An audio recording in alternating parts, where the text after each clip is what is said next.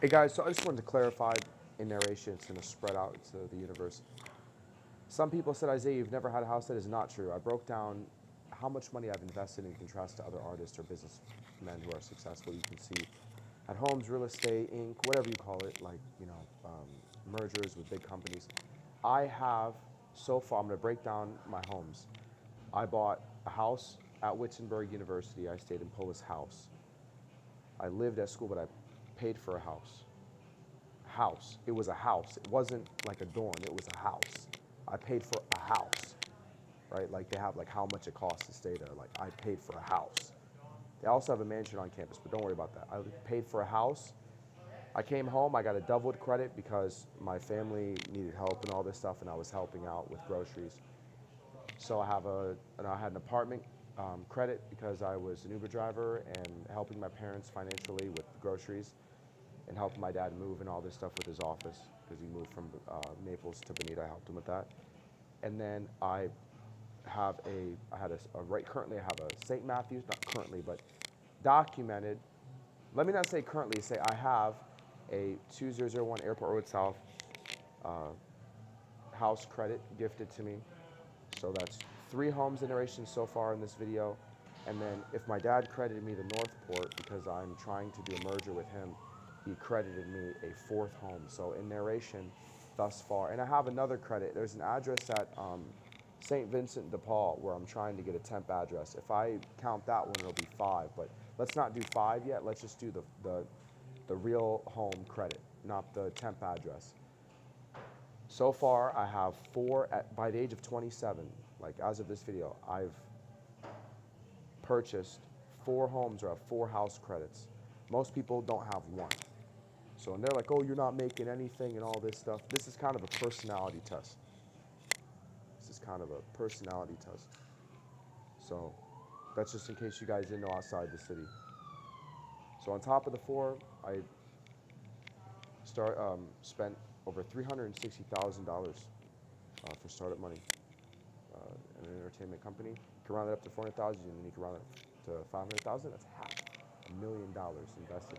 Gerald invested, according to his diction, 120,000 into the merger. My father, $250,000 into his incorporated company, private incorporated company, and then other people had invested similar, But I wanted to be like an alpha in affirmation to what my dad did because it was entitlement to think that I would be doing any better than him in the future with all this recession stuff if I didn't put a lot of my time and money into an entertainment company. I love what I do, and I look forward to meeting everyone in this class. And again, if you're in this class, it's experience. You learn a lot, and everyone is not in that 30,000. I think it says 21 on Google, but my dad said it's around 30,000, 33 or 30,000 incorporated companies have paid employees right now. Paid just means whether or not they are successful from start to finish. Paid means a dream-like environment. This is just to spread, and this is a personality test, and you'll eventually see Isaiah is trying to show why he's basically, you can see the contrast of what companies are good based off their spread, decision, how big they are. Maybe they're in this store, you can use AirPlay, you can interact with a portal, they're in the same store, they're on your TV at the same time. If you go off that contrast, maybe like they're the same, like you could put your hand up, like they sell a product, if they own the product, they're an inventor, if they own the company, if they have a company, are they in Google Play Store? Do they sell entertainment? Are they digital product? Do they sell mass media? Do they distribute mass media? Is it shipment to the house? Is there a website or a link to their stuff? Do they have an email or a business email? So there's me.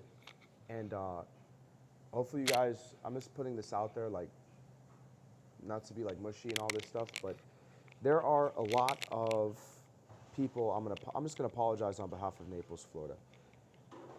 This city is really friggin' expensive, and it's expensive to the point where it's like you can go to a different country and convert all your money, and you can be rich. So while some people they're like, oh, just put up with it, oh, don't complain. Naples, Florida is like New York City. It actually might be richer, but it was statistically known, because I looked at the facts, it was statistically known that with a regular job that wasn't entrepreneurship, you weren't going to be able to survive, you would have died. Died meaning, I'm just to be brutally honest, died meaning like, who's gonna, like, it just, died just means you wouldn't have enough to live. Like, you'd be on the street and you would die. Like, there wasn't enough. So, in order to survive, I was making the amount to survive, but you would need to be making over $20 an hour for a majority of your life to stay in Naples, Florida, to be able to pay for stuff. I don't want to talk about how much I was making, but I was making, it was enough. I had an income ratio that was really good. It was an alpha affirmation. I had an income ratio of 7% when I was 19 to 21. And then the highest I've been income ratio was like 17%, which is really freaking good. And now my income ratio is probably like all profit now. So some people, they scale success off of a house. That's great. Some people scale success like Isaiah off of an income ratio. I did my income ratio at Wells Fargo. And also, if you didn't know, Wittenberg University, their classes, they're like bankers. So they're working with finance. Bankers mean they'd work for like Chase Bank or like maybe a school or something. But they're like, I think it's typically a bank. And now I think they're establishing Wittenberg to be drop shippers to stop all the confusion about whether or not they're smart people can help people, meaning give money. We're like Santa. So hopefully you guys understand. I'm just gonna vent just for a couple seconds. Like, this city's just too rich for me to do that whole, like, it's expensive, man. Like, if they're not giving you, like, anybody, like when I hear people like, oh, when they're not giving you $20 an hour and they're complaining that you don't have enough food and stuff like that, and you're not like going out of your way, giving them the resources or like saying, hey, listen, you guys might want to like look at USA.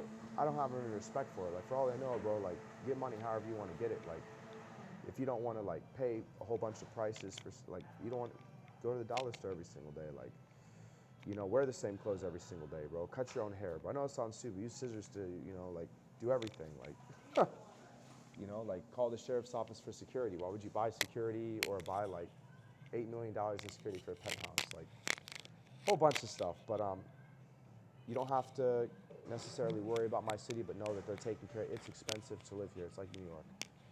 The reason I stayed here is because it challenges me to be a genius with the econ. And again, so everyone's on the same page, and they've done it here. When you do the right thing, you make a lot of money, but this environment is a very hard environment. This environment has, I cannot tell you how many Audis and how many like Rolls Royces and Ferraris I've seen in this city, and Lamborghinis.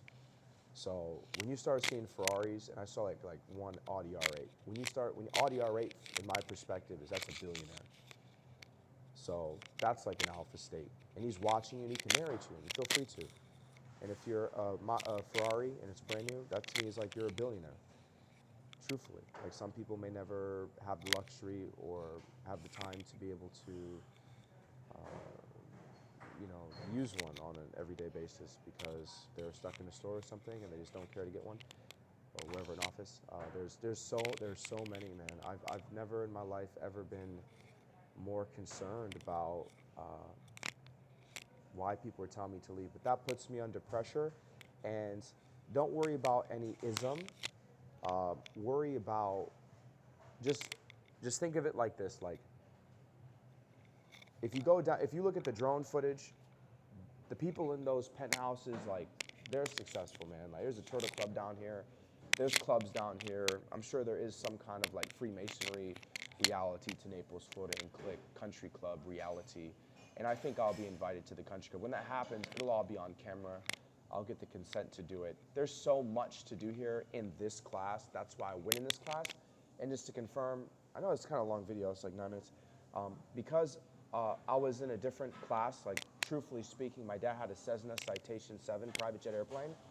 I helped to pick it out. I will have the ability to share my life with you on video, like with eyewitnesses. You'll see if I can get permission.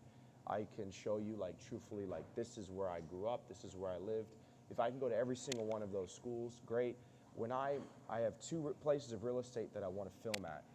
505th on the 5th, I post on my Twitter page, and I want to film in Talus Park. Talus Park has a golf course on there. Like, it's all at once. Like, I want to film in there. I told my dad I'm interested, and I'm trying. Just so everyone knows it, not to put them under pressure, right? We have the security, if the audience and stuff are out there, it must be secure to do that, like with top down. So I'd like to say, generally speaking, this city's like New York right now. Nothing's gonna happen without it being like an airport. But I'm trying to get my dad to come down to Tallis Park, to Percentile. I'm talking about, it only makes, I understand that your demographic is different, but could you understand, like, get the money you need, and then like just Percentile in Tallis Park. Tallis Park is an environment that intimidates people. Oh, it's not intimidated, but it's like people dream of getting in there, but don't want to do the work to get in there.